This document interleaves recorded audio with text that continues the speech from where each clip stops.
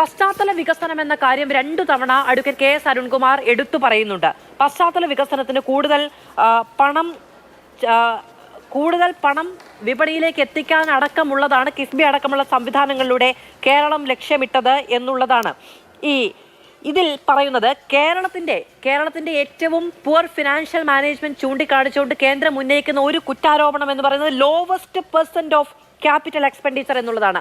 1.1% മാത്രമാണ് നമ്മുടെ ആകെ വരുമാനത്തിന്റെ നമ്മുടെ ആകെ വിഭവങ്ങളുടേത് പശ്ചാത്തല വികസന സൗകര്യം മെച്ചപ്പെടുത്തുന്നതിന് പശ്ചാത്തല വികസനത്തിന് വേണ്ടി ചിലവാക്കുന്നത് എന്നുള്ള ആരോപണമാണ് കേന്ദ്ര സർക്കാർ മുന്നോട്ട് വെച്ചിരിക്കുന്നത്. മാത്രമല്ല, നമ്മൾ ദൈനംദിന കാര്യങ്ങൾക്ക് വേണ്ടിയാണ് കടമെടുക്കുന്നത്, അത് പ്രൊഡക്റ്റീവായിട്ടുള്ള ഏരിയകളിൽ വിന്യസിക്കുന്നില്ല എന്നതടക്കമുള്ള കാര്യങ്ങൾ ആണ് പറഞ്ഞിരിക്കുന്നത്. അപ്പോൾ ഈ പശ്ചാത്തല വികസന സൗകര്യ രംഗത്തിന് വേണ്ടിയാണ് കിഫ്ബി അടക്കമുള്ള ഓഫ് ബജറ്റ് ബോറോയിങ് എന്ന കേരളത്തിന്റെ വാദം കേന്ദ്രം ഖണ്ഡിക്കുകയാണ് സുപ്രീം കോടതിയിൽ, രാഷ്ട്രീയ പ്രസംഗ വേദികളിലല്ല. അപ്പോൾ സുപ്രീം കോടതിയിൽ കേന്ദ്രം അങ്ങനെ പറയുന്നത് കള്ളമാണോ, അതോ കേരളത്തിന്റെ അവകാശവാദം കള്ളമാണോ? മാധു, അരുൺകുമാർ സൂചിപ്പിച്ചത് കേരളം സുപ്രീം കോടതിയിൽ ഫയൽ ചെയ്ത ഹർജിക്ക് ബദലായിട്ട് അവർ തിടുക്കപ്പെട്ട ഒരു അഫിഡവിറ്റ് കൊടുത്തു തിടുക്കപ്പെട്ട ഒരു അഫിഡവിറ്റ് കൊടുത്തു എന്നുള്ള വാദത്തോട് യോജിപ്പില്ല. കാരണം കേരളത്തിന്റെ ബജറ്റ് അവതരിപ്പിക്കുന്നതിന് മുമ്പ് ഇക്കാര്യത്തിൽ ഒരു തീരുമാനം ഉണ്ടാകണമെന്നുള്ള ആവശ്യമുണ്ടായിരുന്നല്ലോ.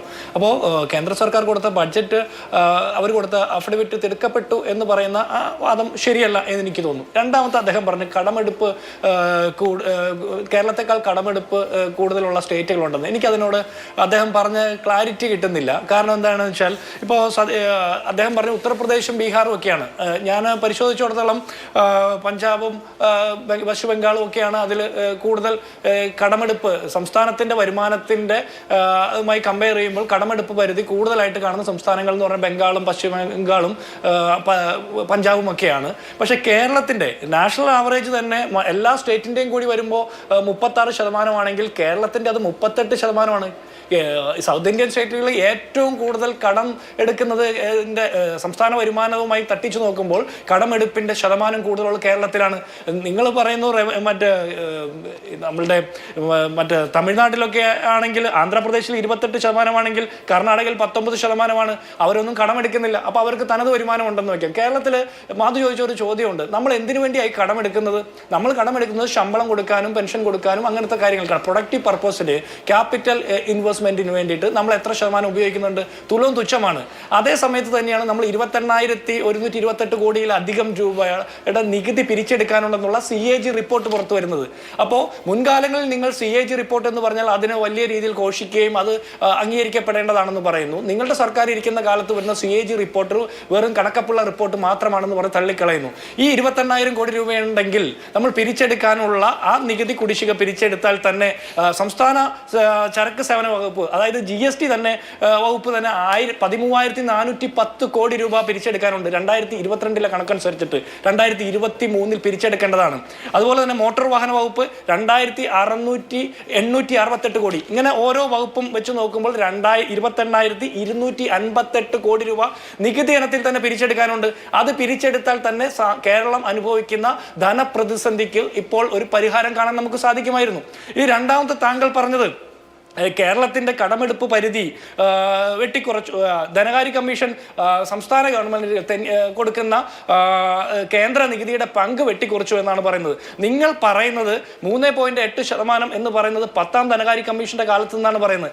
അങ്ങനെയല്ല നമ്മൾ പറയേണ്ടത്. 14ാം ധനകാര്യ കമ്മീഷന്റെ സമയത്ത് നമുക്ക് 2.5% അത് 15ലേക്ക് വന്നപ്പോൾ 1.93% കുറയുന്നു. അവിടെ വ്യത്യാസം വരുന്നത് 0.57% മാത്രമാണ് കേന്ദ്ര വിഹിതത്തിൽ വ്യത്യാസം വരുന്നത്, അല്ലേ? അപ്പോൾ നിങ്ങൾ പറയുന്നത് 10, 20, 25 വർഷം മുമ്പത്തെ കണക്കുമായിട്ട് ബന്ധപ്പെടുത്തേ പറയുന്നത്. അങ്ങനെയാണെങ്കിൽ അന്നത്തെ ചെലവുകളുമായിട്ട് ബന്ധപ്പെട്ടേ പറയാൻ പാടുള്ളൂ. അപ്പോൾ ഓരോ കാര്യത്തിലും നിങ്ങൾക്ക് സൗകര്യപ്രദമായിട്ടുള്ള സ്റ്റാറ്റിസ്റ്റിക്സ് മാത്രം എടുത്ത് ഇതിനെ ന്യായീകരിക്കുന്നത് ശരിയല്ല. അടുത്തത് നിങ്ങൾ പറഞ്ഞ കിഫ്ബിയാണ്.